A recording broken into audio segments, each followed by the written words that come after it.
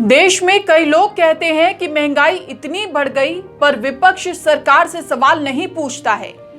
लेकिन उन लोगों को यह बताना जरूरी है कि विपक्ष के सांसद पूरे सत्र के लिए निलंबित हो रहे हैं। महंगाई पर आवाज उठाने पर सवाल उठता है कि सत्र दर सत्र कब तक विपक्ष अपने मुद्दों पर बोलने के लिए सिर्फ मांग करता रहेगा। क्या देश के प्रधानमंत्री संसद में जब भी बोलेंगे तो सिर्फ लंबा भाषण देने के लिए ही आएंगे? विपक्ष के सवालों का जवाब क्यों नहीं देते?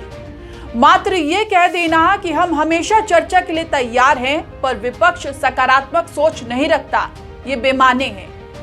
विपक्षी सांसद बढ़ती महंगाई और जरूरी वस्तुओं पर जीएसटी के मुद्दों पर तख्तियां और बैनर लेकर संसद में मांग कर रहे हैं कि पीएम नरेंद्र मोदी संसद में आएं और इन मुद्दों पर उनकी बात को सुने, पर प्रधानमंत्री तो नहीं आते हैं। उल्टा लोकसभा से कांग्रेस के 4 सांसदों को पूरे सत्र के लिए और राज्यसभा से विपक्षी पार्टियों के 19 सांसदों को 1 सप्ताह के लिए निलंबित कर दिया जाता है।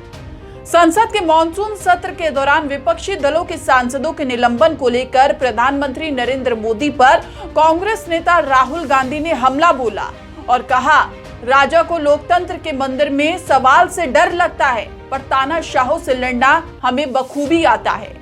संसद को संवाद के लिए जाना जाता है, पर क्या इस तरह के फैसले सरकार की मंशा को नहीं बताते हैं?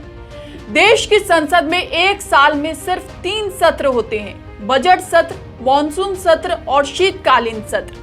अगर इसमें से छुट्टियों को निकाल दिया जाए तो केवल 70 से 80 दिन काम होता है।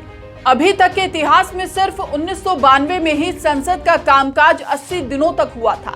संसद की 1 मिनट की कार्यवाही का खर्च लगभग 2.6 लाख रुपए आता है। इस हिसाब से 1 घंटे की कार्यवाही का खर्च 1.5 करोड़ रुपए हुआ। अगर किसी मुद्दे पर हंगामे के बाद सदन की कार्रवाई सही से नहीं चली तो हर घंटे करोड़ों का नुकसान होता है, लेकिन इससे ना तो विपक्षी दल और ना ही सरकार को कोई फर्क पड़ता है। आप देख रहे हैं न्यूज़ बीन।